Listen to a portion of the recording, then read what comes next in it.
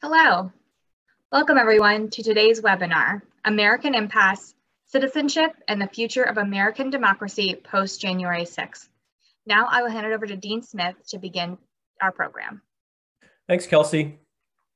Welcome to our School of Arts and Sciences Spring Series. I'm Dr. Thomas Smith, Dean of the school here at Catholic University. We're delighted you could join us for this conversation. We're especially grateful to our Board of Visitors, whose generosity made this series possible. I also want to thank all the people in our advancement office who gave us technical and logistical support. The theme of the series this year arose out of the insurrection at the Capitol on January 6th. It goes without saying these events were shocking, and we wanted to find a positive way to respond.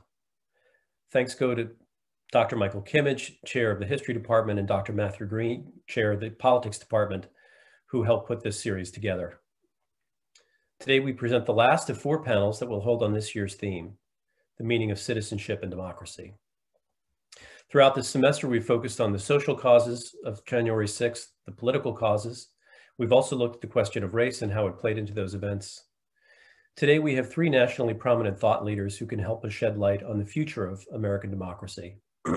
So I'm pleased to welcome Henry Olsen, Michael Tomoski, and Francis Rooney. Our moderator today will be Professor Kara Drinan from the Law School here at Catholic University of America. Henry Olsen is a senior fellow at the Ethics and Public Policy Center and a daily columnist at the Washington Post, focusing on population, politics, and American conservative thought. Michael Tomoski is a columnist for the Daily Beast, editor of Democracy, a Journal of Ideas, and a contributing opinion writing for the New York Times. He's also recently been named editor of the New Republic. Ambassador Francis Rooney served as a U.S. representative for Florida's 11th Congressional District from 2017 to 2021. He also served as U.S. Ambassador to the Holy See from 2005 to 2008. Welcome to our guest speakers. We're delighted you're here with us. And with that, I hand things over to Professor Drinan. Thank you, Dean Smith. I appreciate that introduction of our speakers. I would like to welcome and thank all of those who are joining us today for this important, timely conversation. And in order to be respectful of everyone's time and to stay on schedule, we're going to jump right into it. Our 3 speakers will each make some opening remarks and share some comments on this topic. We will begin with Mr. Olsen and then turn to Ambassador Rooney and finally hear from Mr. Tomoski. So with that, I will turn it over to you, Mr. Olsen. Thank you very much, Professor Drinan. Thank you very much, Dean Smith, for those kind introductions. And thank you to everyone at Catholic, both for organizing this and inviting me, and also those of you in the audience for taking your lunch hour and listening to each of us and hopefully peppering us with insightful and thoughtful questions. I would like to spend less time on the actual events of January 16th and more time on what made those events possible. I think that they are a modern equivalent of things like the John Brown raid on Harper's Ferry or Bloody Kansas in the run-up to the American Civil War. Violent outbreaks that can only be understood in the context of the passions that made them possible, that made people want to engage in that sort of activity. Nor do I think that the changes that have made those things thinkable are solely or even necessarily primarily a result of the Trump presidency. That's not to say that the Trump presidency, and particularly the personality of Donald Trump, did not significantly aid in the hastening of many trends and the sharpening of many trends that have been present in American politics for quite some time. And the actual event of January 6th really would have been unthinkable without President Trump's active instigation of lies and untruths about what happened on Election Day, November 6th, and in specifically convening the rally that turned into a riot on January 6th itself.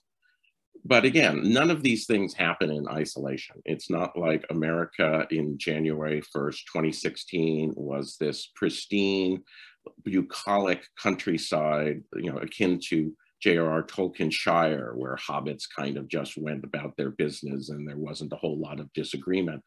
We had been going through sharp polarization and disagreement for quite some time. And in the wake of sharp polarization and disagreement, what's been happening is a fraying of the bonds of citizenship that hold us together. And that means that what we've been seeing is people who no longer increasingly see political adversaries as adversaries, but rather as enemies. I wrote about this a few years ago in a publication I then wrote for called Unheard, and I've recycled that in some things since. But what I would say we're going through is a very dangerous time, which is that without statesmanship and understanding, we are very likely to fall into what I call a binary conflict of values, which is to say, if you believe that the good life consists of A, and that your survival and ability to practice it is dependent upon politics, and another side believes that it is B, and also believes that the survival and ability to practice that is dependent upon politics, and that A and B appear to be mutually exclusive, you will battle to the death over politics. This is what happened in Europe in the 15th and 16th and early 17th centuries with the religious wars, and is one of the leading causes for the idea of liberalism, is that liberalism arose in large part as a response to the binary conflict over values that terrorized and cauterized Europe. Millions of people dead, countries left in ruins, citizen divided against citizen, because the idea that one either had to be a Orthodox Catholic or an Orthodox Protestant, or in some cases battles between different strands of Protestantism, led to civil conflict, war, and death. The founders meant to not ever have this come here, and understanding the Constitution in that light is important, that by taking religion out of national politics through the First Amendment, eliminating religion as a condition for holding office through the often overlooked part of the Constitution that ensures that there will never be a religious test for federal office, and then by diffusing a lot of power to the states rather than the nation, where it meant that they thought they had solved the problem of the binary conflict over values, that America would have conflict. That was something James Madison was very clear about in the Federalist Papers, but it would not be the deadly, divisive, and destructive binary conflict over values.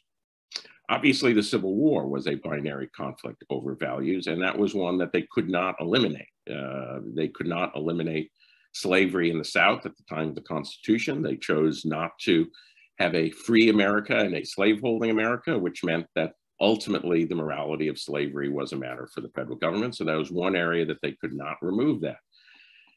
But other than that, the original Constitution served us well. What's happened over the last century, though, is the growing national bonds meant that power increasingly was centralized in Washington rather than the states. The doctrine of incorporation, which incorporated the protections of the Bill of Rights against the states into the 14th Amendment, meant that battles over values, which once would have been fought over in the states, were now a matter not only of national politics, but of national judicial politics, which is to say, the branch of the federal government that is not capable of being directly affected by the votes of the people. And the rise of secularism, which in many ways has meant a dramatic decline, and for many on the Orthodox Christian side, a threatening decline of a cultural, if not a political primacy that they have come to equate with the Americanism. You know, this goes back in part to the 1962 decision to abolish prayer in public schools. That's no longer a political question, but remained a political question all the way into the 1990s. I think what makes something like January 6th possible is that binary conflict over values. And there are other things associated with it that people also find threatening that they view in binary terms. Witness, the debates over economics that increasingly are matters of values, capitalism versus socialism. Well, If we agree on a mixed economy, we can have arguments. But if everything that's proposed by one side is the evil socialism and everything that's proposed by the other side is the evil capitalism, you reintroduce another binary conflict of values that can't be compromised and can't be dealt with. So now you have polls that say that half of Democrats and half of Republicans, and they are roughly equally the same shares statistically in polling terms, view the other people in the other party as enemies rather than adversaries, say that if they win, it'll be destroy the nation. And in that sort of context is when extremism can flourish. John Brown did not represent abolitionist opinion when he and his family attacked the federal arsenal at Harper's Ferry to gain arms to lead a slave revolution. But his extremism would not have been possible without the abolitionist sentiment.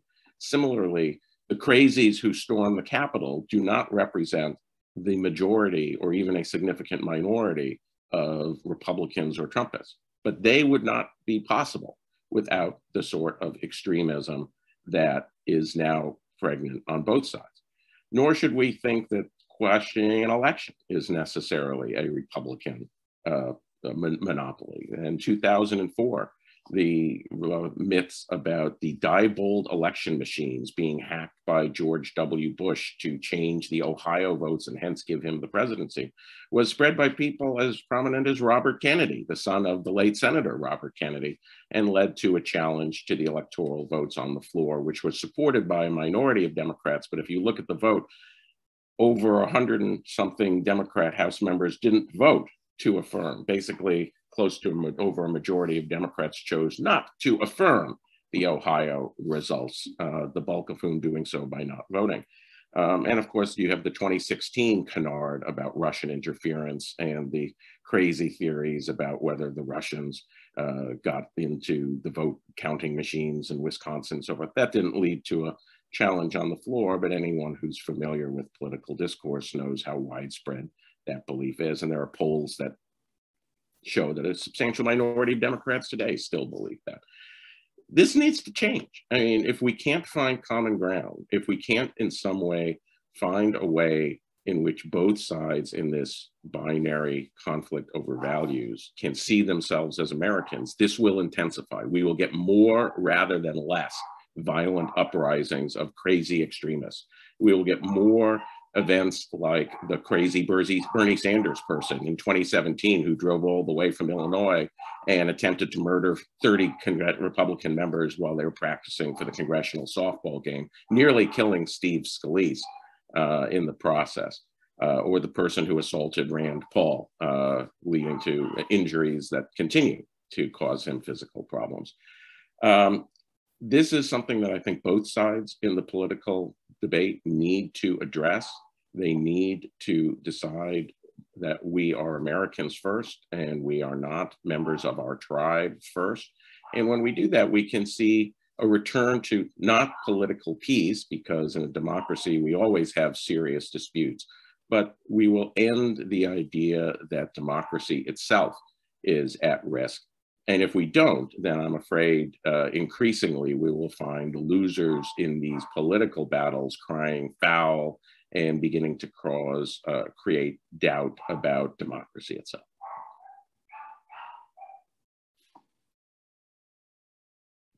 Excellent. Thank you so much for getting us started in this conversation with those remarks.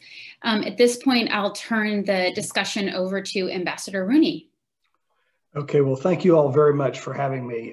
It's quite a distinguished group of panelists here, not including me, so I'm honored to be part of it. I could certainly never articulate these broad trends and the issue of how our country's evolved in the last 80 or 90 or even 150 years, as well as Henry, but I'll try to add on to what he said rather than try to repeat it in a feeble manner. But in a nutshell, the Congress now is not even recognizable to someone like me who worked as an intern in the mid-70s for the very reasons that Henry said. It's all about personality and hatred and vitriol and not about trying to accomplish any kind of common good at all. In fact, if you propose something for the common good, you're a traitor. And this gulf of ideologies, or as Henry said, the binary conflict over values has been evolving for a long time. I mean, first I was making notes that it started with the Tea Party, but I think he's right. It started a long time ago. And we've had these historical inflections at the Civil War, World War I, and a few other times that have led down a very bad path. And 1/6 was an example of going down a very bad path. And I don't know what we can do about some of the problems. I mean, you have the rise of the evangelical movement that politicized religion. And again, first time, I guess, since the Peace of Westphalia. And then now we have the politicization of the Second Amendment and the NRA, which used to be a benign hunter safety operation that taught kids how to safely handle guns and go hunt birds. Now it's this fundraising monolith that drives Republicans under the rug. They won't say a word about any reasonable action. George Bush said he would sign the assault weapon ban if they got it to him. How far have we moved from that? I don't think the Democrats have enough votes to get an assault weapon ban up right now. So it's not just a Republican or Democrat thing anymore. I read a book here a while back that said that 25% of congressional districts were considered highly partisan, his latest Bill Clinton's second term. Now, over 80% of congressional districts are considered highly partisan.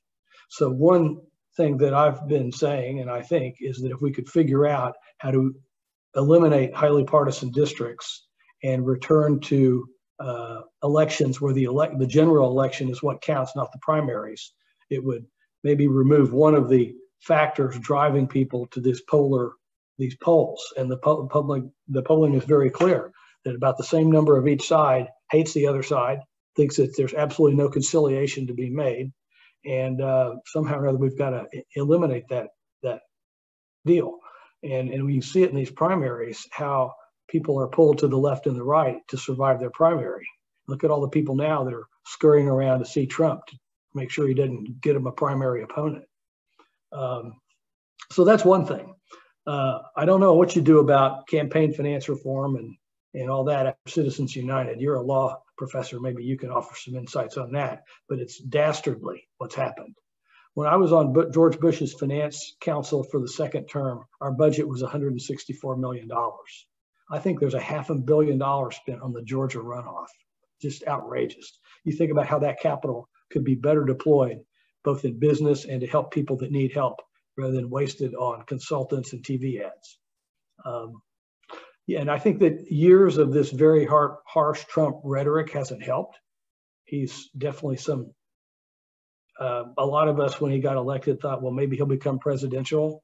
A lot of his predecessors reached out to him and he spurned them all. And he's a very unique individual. Look at that. But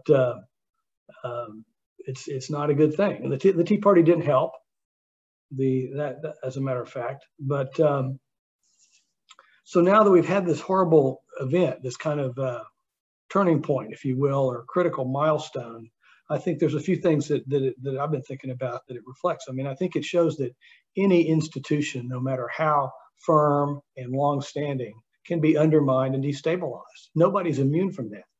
And we always look at I'm kind of a Latin American guy. You look at the weak institutions in Latin America who are so easily corrupted and turned around. Well, look what we had. So it's a good reminder that some of our fundamental precepts, like being a nation of laws and not men, of having a representative democracy that would provide the relief valve, as Henry kind of alluded to the opinions and pressures and frustrations, rather than resorting to the streets to resolve them, can be undermined and fail. And it fell that day. Another consequence to me is we're kind of off our pedestal. I mean, I spent a lot of time talking to people around the world. I've run a global company for years, and people just can't understand the United States willingly jumping off its pedestal of rights and values and principles. And it's perplexing to the Europeans and to the Latin Americans for sure.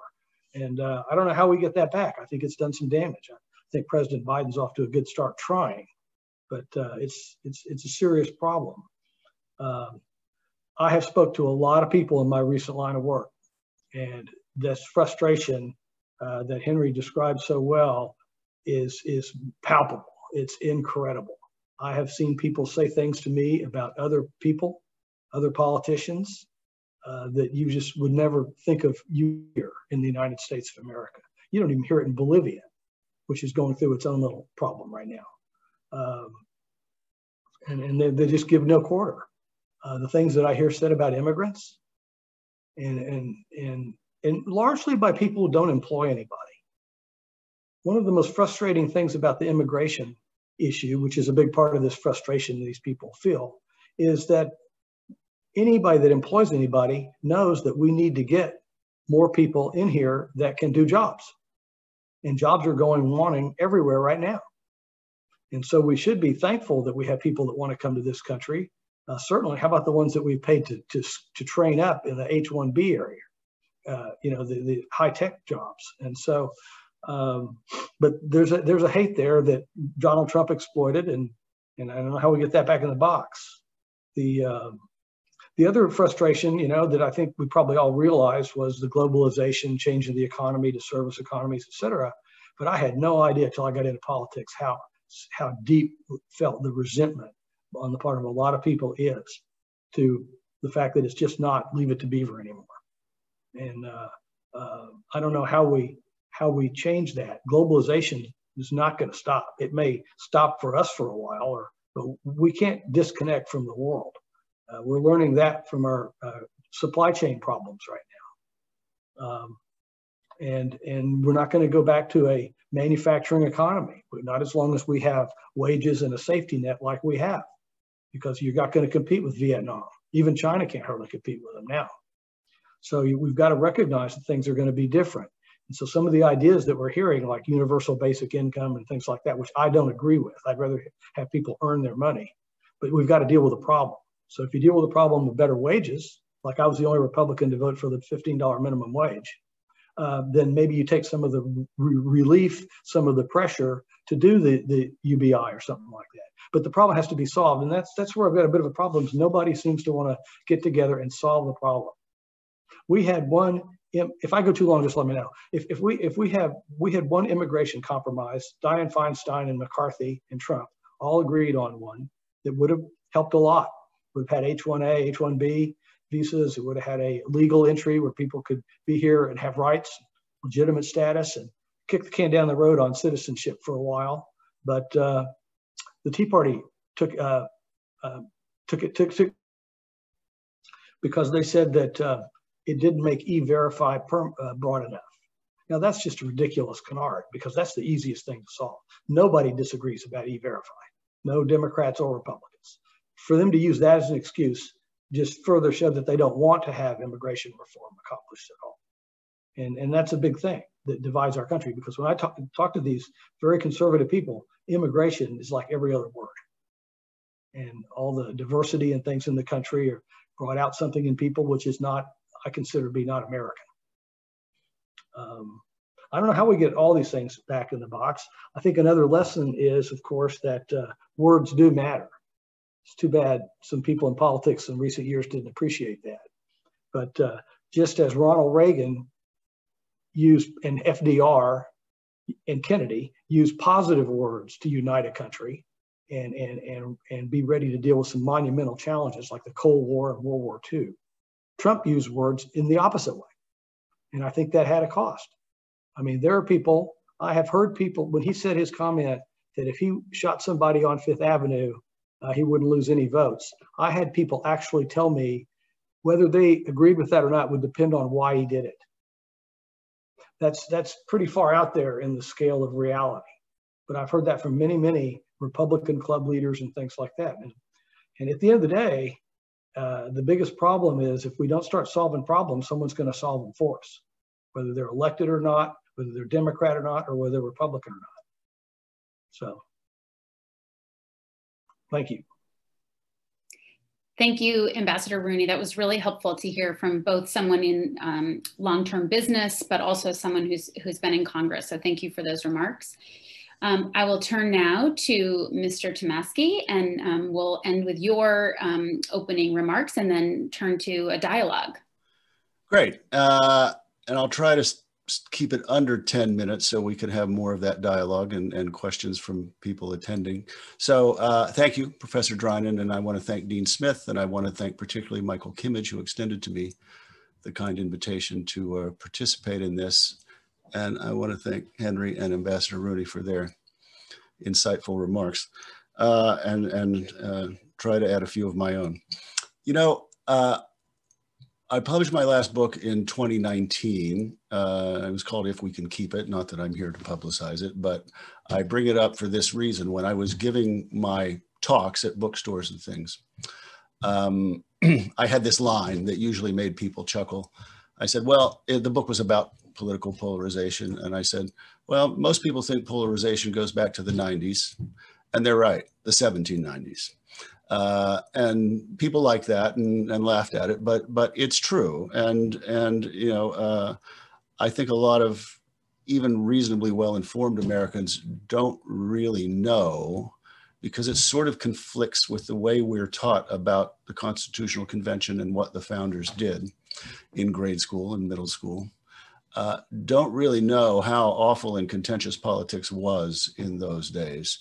The shorthand version is that it boiled down to the Jeffersonians versus the Hamiltonians, and they were the two sides that we essentially still have today. The Hamiltonians were the elites, the city slickers, the coastal New Yorkers, and the Jeffersonians were the yeoman farmers and the people who distrusted government and didn't want taxes and didn't want a strong central government. And you know, there were ferocious fights in those days over those core binaries, I think was Henry's word. And Henry, I know you know that if we're talking about watershed moments in American history, like the John Brown raid, the election of 1800 is one I would certainly throw in there, which went to 36 ballots in the House of Representatives, and you know, practically included fistfights along the way. So we have always been like this, except not quite like this. And let me try to unpack what I mean by that. In that book, I described what I considered to be the sort of four phases of American history, and people can slice this in any number of different ways. But I referred to the first phase as the age of creation, which to me took from the founding until the Civil War, right? Because it wasn't until we had that Civil War and eradicated the evil of slavery that we really earned the name Democratic Republic, or Republican democracy, whichever you prefer. So it took us that long, 67 years, to get to that point of really being the republic that the founders intended the country to be. I called the next age the age of power in a couple of senses. One, it was when certain segments of the society began to amass great power. The Industrial Revolution began to amass great wealth, began to amass more political power as the country grew, expanded, and became richer. It was also the time when the United States became a world power. And this brings us up to, you know, the turn of the century, and of course into World War I. And as I'm sure everyone watching this knows, it was essentially in the wake of World War I that the world's financial center went from being the city in London to being Wall Street in New York. So that was the age when we became the United States that we all live in a certain sense. Then came the most interesting age and the most uplifting age and the most heartening age, and the age when probably all three of us panelists grew up in as kids, the tail end of it. In the book, I call it the age of consensus. And it was a time when, you know, people lived through events, the Great Depression, World War II, that really did bind people together and provide a kind of civic glue. And partisan differences in the wake of those two events became less pronounced. You know, I always think of the story, which deeply moves me, of 3 men convalescing in a hospital in Battle Creek, Michigan after the war, and you know, getting better from their war wounds. Philip Hart, Daniel Inouye, and Bob Dole. 3 men who all went on to be incredibly distinguished senators. 1 Republican, 2 Democrats. They were in the same ward, down the hall from each other. Little did they know that they would go on to serve in the United States Senate together. You know, the moral of that little story is that they were bound together by something that just would not permit them to see each other as enemies, you know, and they would never have referred to each other as enemies. And incidentally, the first person many years later to use that kind of war rhetoric about the other party was Newt Gingrich. He said, "We had a Vietnam to fight in Congress," in 1993. But in that time, the post-war period, up really through the 80s and into the 90s even, we had a rough consensus in this country, not on policy positions, of course. Those were always fiercely fought, but on the idea that everybody was in Washington to try and improve the country in the way they saw best fit to do so. There was a lot of ideological crossover between the 2 parties in those days. You had liberal Republicans like Jacob Javits and Charles Percy in the United States Senate. You had conservative Democrats from the South and elsewhere. National Journal did these ratings of ideological crossover in the House of Representatives and the United States Senate for many, many years. I guess they still do it, although they may have quit bothering because there is none now. But those used to show, even into the 1990s and even a little bit into the 2000s, that, you know, there were 3 or 4 senators, Democratic senators, more conservative than the most liberal Republicans. There was crossover. And that disappeared in, I think, the mid to late aughts, completely disappeared, and it just doesn't exist anymore. So there's no crossover. So coalitions have become impossible, and that's what happened to the age of consensus, which yielded, I think, sometime in the 90s to what I call the age of fracture, which is the age that we're in now. And, you know, I could talk a lot about that, but we all live it every day. So we all kind of know its basic contours. But it is a result of, essentially, to me, an ideological sorting out of the 2 parties and their bases that happened starting in the 1960s with civil rights, and happened with women's rights, gay rights, immigration, certainly a huge factor there, and a few other issues, mostly cultural issues, that divided the parties and that made it such that there was no room anymore for, say, a pro-life Democrat or a pro-choice Republican. I think there aren't, I don't think we've had any pro-choice Republicans for quite some time, I don't think. And I think the last pro-life Democrat left a couple years ago. That's just one example, but it's mostly cultural. But I want to add that it's not solely cultural. And I was grateful that Ambassador Rooney mentioned economic distress and the minimum wage that he voted for. Economic inequality is a big part of this story, and economic inequality turns out to very severely weaken democracy. Ask yourself this: what's the next stage after democracy, if a democracy goes into decline? It's oligarchy, right? It's financial power in the hands of a small number of people. We are, if not there, dangerously close to getting there.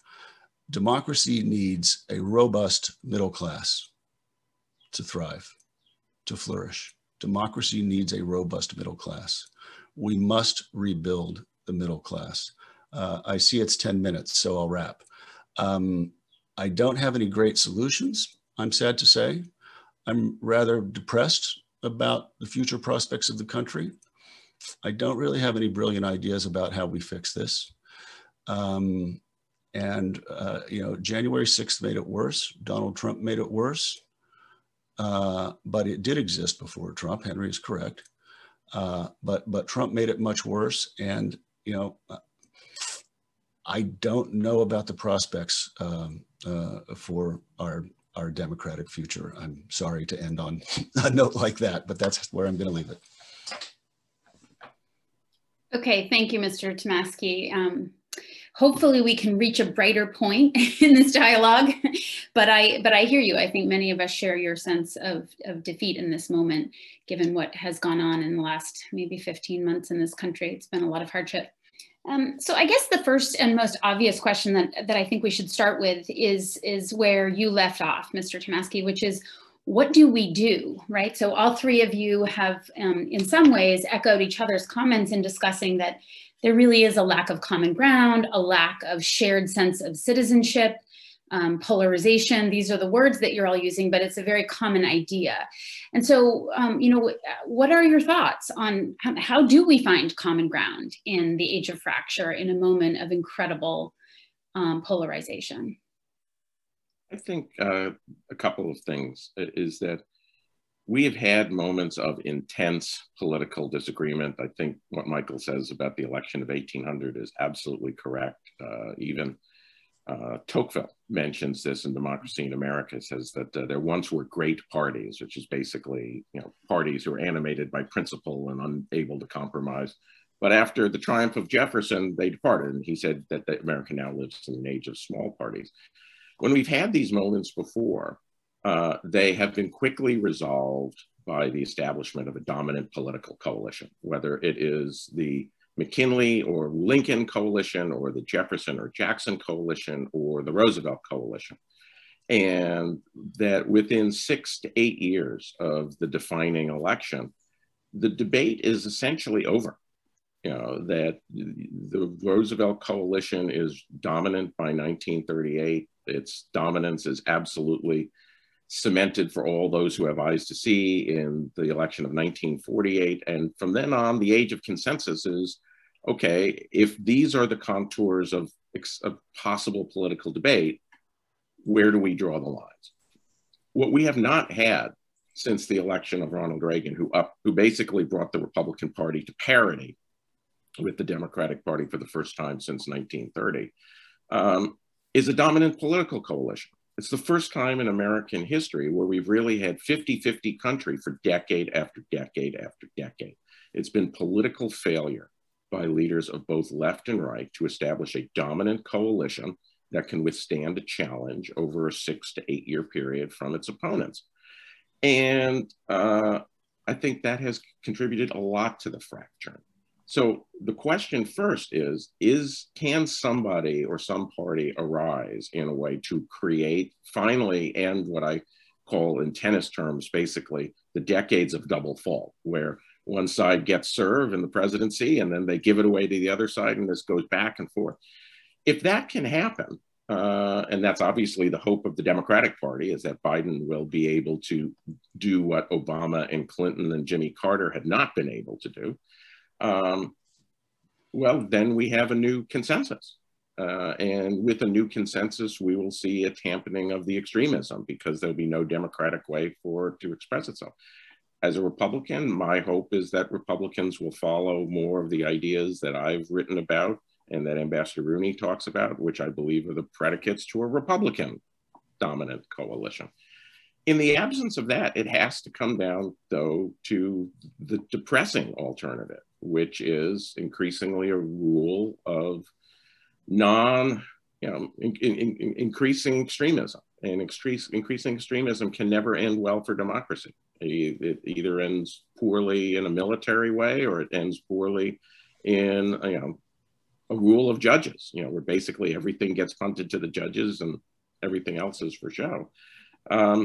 But I think that eventually somebody will figure it out. It's just a shame that it's taken 3 decades of failure for us to get to this point. Ambassador Rooney or Mr. Tomoski, do either of you want to piggyback on or disagree with that comment?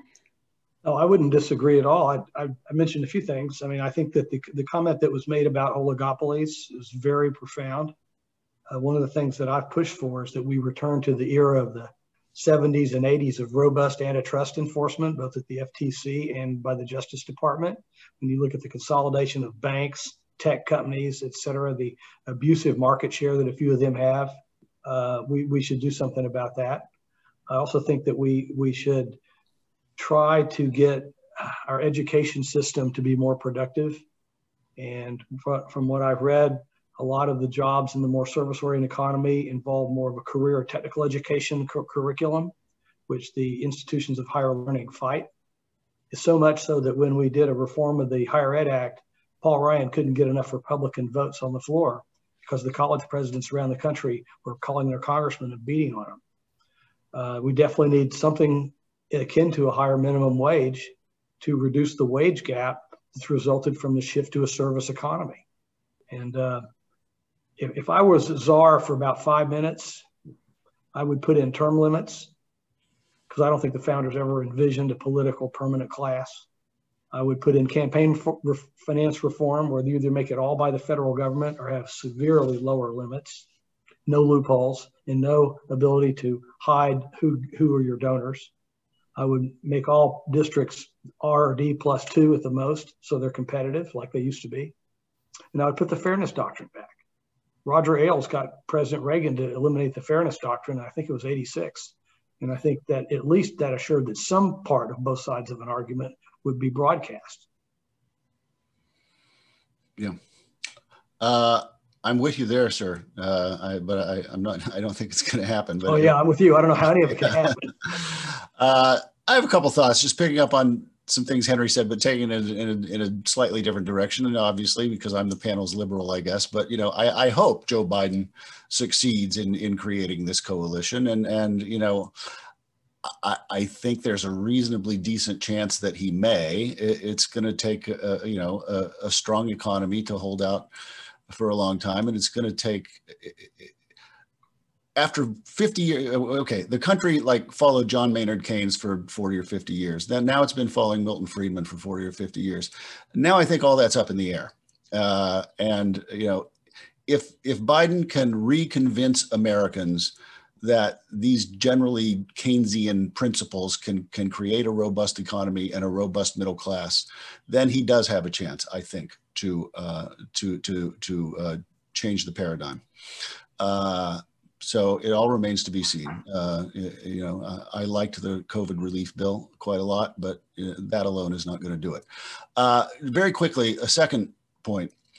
There are no silver bullets for these problems, but there are a lot of people who think that, if, for example, if we just make a few changes to the way our political system works, it might help ameliorate the problem a little bit. And I agree. I doubt, I don't know if our other panelists do, but I agree with a lot of people who think that introducing multi-member districts and ranked choice voting would help around the margins reduce polarization, because the way multi-member districts would work as opposed to single-member districts is that and the way ranked choice voting would figure into it is that people have to campaign differently. They can't quite run such scorched earth campaigns, and it might lead to the election of people who aren't on the extremes.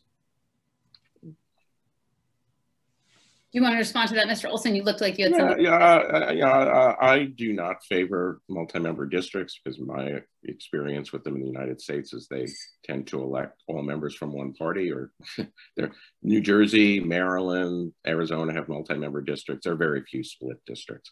I do support ranked choice voting for exactly that reason. But I think if you want to change, the ultimate thing that has to change if you want to end that sort of polarization is in single member districts and replace it with proportional representation. Is that if you have proportional representation with the low entry threshold of like getting seats with 3% of the vote, then you don't have the internecine party fights. They go into separate political parties, so that instead of progressives holding Biden hostage or Tea Partyites holding business Republicans hostage. You have multiple parties because you can close out the troublemakers and they can compete with you. And that's a way, in countries with proportional representation, you tend to find the extreme sideline and you tend to find coalitions of the center until, you know, the coalitions of the center can't effectively govern. And but even then, you tend to have people who are more centrist in their orientation. Like when there was a challenge from the populists right to in Austria, what happened was the Austrian conservatives nominated somebody with his foot in the center who could compete with the populists. And lo and behold, they dominate Austria's politics now because they regained some of their voters. So I think anything short of going to a proportional representation system as a political fix will not end up with the result that satisfies people who want to empower centrism. You have to go all the way in order to get all the benefit. I want to pivot slightly and return to the events of January 6th. All three of you addressed issues of anti-immigration sentiment and alluded to xenophobia. I didn't hear any of you address the issue of structural racism in this country. And I wonder if you have thoughts on that. And Mr. Tomoski, I know you spoke of the eradication of the evil of slavery as part of the age of creation. Some might say that we never really eradicated that evil in this country and that we just reincarnated it in other forms, whether it was Black codes or Jim Crow laws or mass incarceration. And so I'm curious to hear if any of you have thoughts on the role of systemic racism and how that has contributed to this moment of fracture. Yeah, I think it plays a huge role, and you know, I mean, let's not kid ourselves. I mean, what are these voter laws? They're aimed to prevent Black people from voting, and to some extent brown people. But that's really what they're about. Everybody knows that. The Republicans who pass these laws can deny it all they want, but that is what it's about, because Black people vote Democratic, and they just don't want them to vote in big numbers. And you know, if you look at it, the problem historically. You know, no sooner did we start to correct a grave historical wrong by passing the Voting Rights Act in 1965 and by passing one person, one vote, which the Supreme Court did in decisions in 1962 and 1964. Very, very important and often overlooked, one person, one vote, but extremely important here. No sooner did we start to make those corrections than a backlash kicked in, and the backlash was 90% racial, and it continues.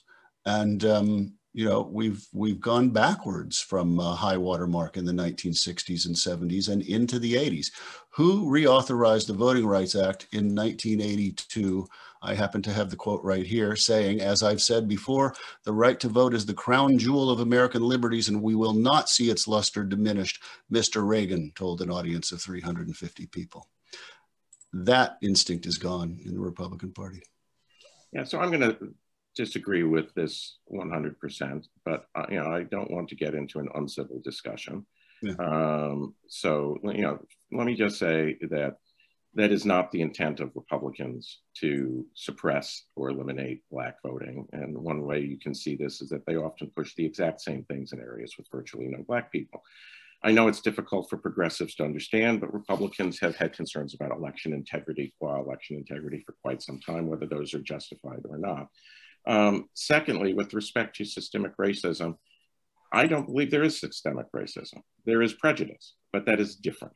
And we've seen it in our lifetimes, Mr. Tomoski, change from genuine racism to prejudice. It does not mean that prejudice ought not to be reduced. It ought to be reduced, but it's a different kettle of fish. It's a different bird. I lived in Chicago during council wars when incompetent Republican candidate for mayor immediately got 97% of the vote in Democratic white wards because he was running against a Black man. These same wards will now vote for Black candidates without any hint of racism. The same thing happens in the South, where South Carolina used to reject people because of their skin color, and now Tim Scott, a Black Republican, is somebody who can easily get the same votes from the same people who used to, or their ancestors. So one of the things I'll just conclude with is, as Rui Teixeira and some other progressive analysts have noted on Twitter recently, when the left makes, there's lots of statistical evidence in the United States and other countries, when the left makes its case on the basis of race, it loses votes. When it makes the basis on class, it gains votes. But nevertheless, there is a prism on the left, particularly on the progressive left, that sees everything through that lens. And consequently, what it does is drive people away, because this isn't a racist country anymore. It is one which has prejudice, and not just against colored people. I mean, there's data from the Democracy Fund study, voter study, that shows that feelings about white men or rich people among progressive liberals is even more negative than feelings against immigrants is among conservatives. We have prejudice across the political spectrum, and if we can address it as that, we can have citizenship. But if your prejudices are privileged and unquestionable, then you should expect people who don't like the characterization you are putting out because it is untrue to fight, and that is itself a cause of polarization. Yeah. Okay. Oh, sorry, Ambassador Rooney, did you want to chime in on that? A little. Yeah. I mean, I probably come down closer to Henry on all that kind of stuff. I'm very frustrated by by a lot of different sides of all these different debates right now. I mean, on the one hand, I don't think anybody meaningfully should and hopefully does not want to deny people the right to vote. I've seen so many elections around in the Middle East and in Latin America where they have a picture and you go up and show them your ID and they have your ID in a book. And if they match, you get to vote. And I don't really see what's wrong with that. If we could get it where everybody had the same access to that stuff. You always say that in Latin America, you don't know, the fraud is in what votes get counted. Here, the fraud is in what votes get voted. And I just don't understand the want to tear down all the rules about having accountable voting. We ought to be able to figure out how to have accountable voting, but not deny anybody the right to vote. Similarly, in some of these other areas, you know, you see all these discussions now about how the statistics for blacks are a lot worse than the statistics for whites and other segment groups. And that's a travesty, no doubt about it. But there's very little discussion about how to fix it. You know, that CEO of Wells Fargo was asked about not having very many black senior managers. He said, well, there aren't any candidates. And that's probably true. There aren't enough candidates. So the question is, instead of getting down on him and calling him a racist, why don't we figure out how to get more people into the pipeline through college, business school, into financial services? You know in our companies, we have seen a radical overhaul of our workforces over the last 20 years. We have many more Hispanics in some of them. We have many more blacks in many of them. We have had black senior project managers running huge construction jobs. Those were things that would never have been heard of in the 50s. So there has been a lot of progress made. I'm not saying it's where it needs to be, but there has been a lot of progress made. Okay, great, thank you. I want to pivot again and return to another theme that came up in your shared remarks, and that is this idea, I forget which of you, forgive me, who said that words matter, and you spoke of media access and so forth. I wonder how much of this sort of fever pitch tension level is attributable to the 24/7 news cycle and just constant social media and constant just barrage of material. Has that contributed to extremism? Is that a historical outlier? Can you sort of situate that for us? Can I make a comment? Sure, please, Ambassador. That ties directly into that fairness doctrine. In fact, there are studies that show the rise of right-wing media proliferating right after the removal of the fairness doctrine, which is why Roger Ailes wanted to do it. And so somehow or another, we've created a monster. And really on both sides of the news, because it's all theater anyway anymore. There's no Walter Cronkites out there providing journalism. And so somehow or another, we've got to get that back into kilter.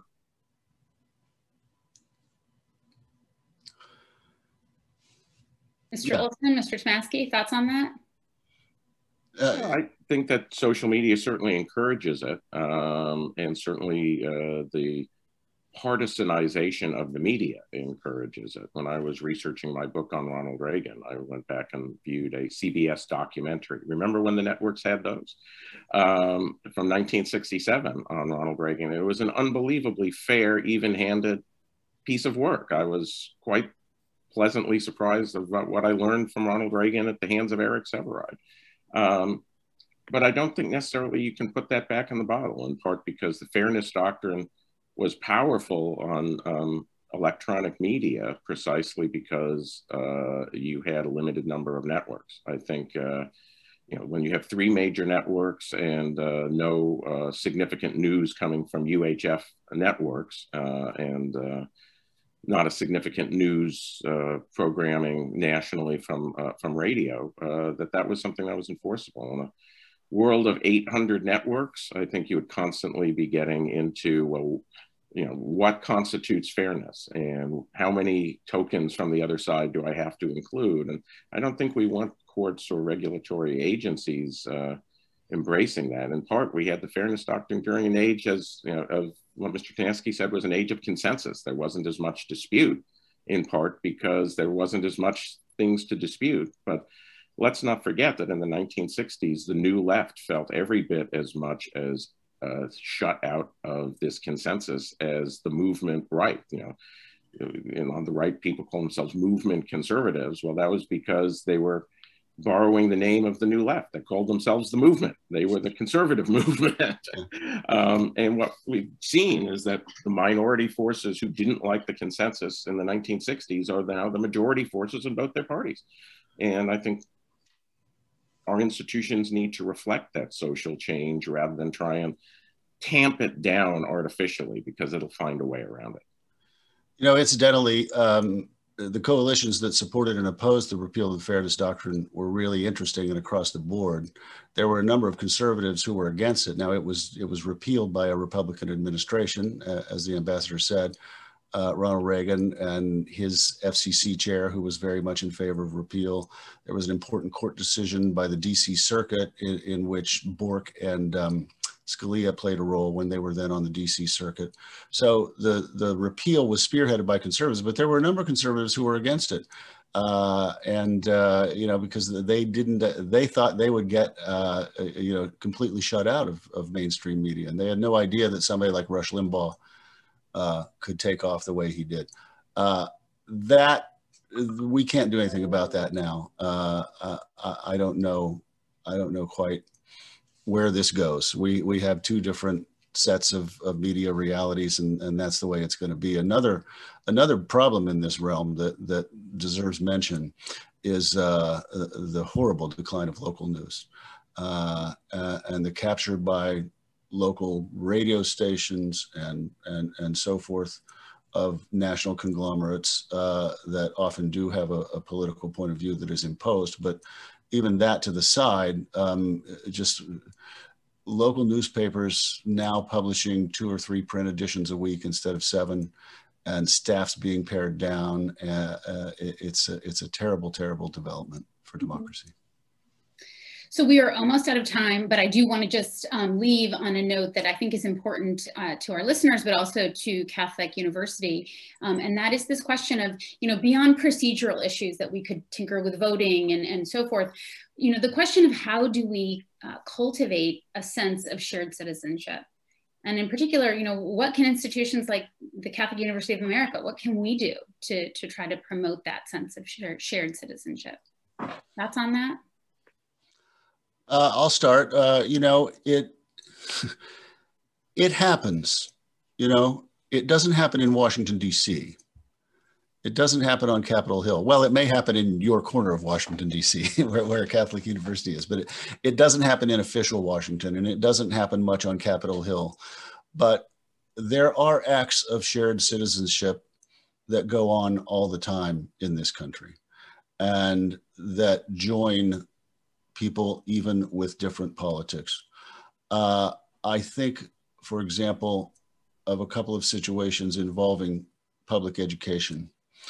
The Supreme Court in the Seattle and Louisville decision and a couple of other decisions has essentially said that school desegregation, can't be mandated by localities. Schools indeed in a lot of places have resegregated, but there are a number of places, Minneapolis most notably, but other cities and their suburbs, where people have actually worked together and said, okay, the Supreme Court says we don't have to do this, integrate these schools, our school district, but let's try to do it anyway. Let's try to work out, a system where our school district has a respectable amount of integration, and it gets done. That's just one example, but there are certain civic Republican, I suppose you might call it, instances of practice around the country. So it does happen locally, and maybe somehow someday some of that will filter up. With respect to your question about what institutions like Catholic can do, I would say there's a number of things, one of which is, demonstrate through forums like this an open tolerance and acceptance of wide divergence of viewpoints. If people of left, right, and center see that their viewpoints can be honored and respected, then that gives them a buy-in for the politically active student. It can do things also like take a look closely at its hiring practices. That we know that there's a lot of sensitivity with respect to diversity in gender and diversity in race and ethnicity, but taking a clear view of diversity in ideas. That obviously would include hiring more people with from the right, but it would also mean hiring more people with diverse ideas across the board, making it genuinely a place of discussion rather than a place where discussion is really narrowed between a tight consensus and the arguments are only within a very tight consensus. And the university level, that's one thing that many people on the right, particularly the politically ambitious, see, is that there's no honored place for their viewpoints, is that it's only a matter of intolerance that's displayed. And ending or reducing that would go a long way among the politically active to increasing the sense that they can be honored parts of a common citizenship. Great, thank you. I just want to thank not only our speakers today, but also those who have joined us during their lunch hour. And we hope that you will consider joining us for future speaker series events like this. So thank you, and that concludes the formal part of this presentation.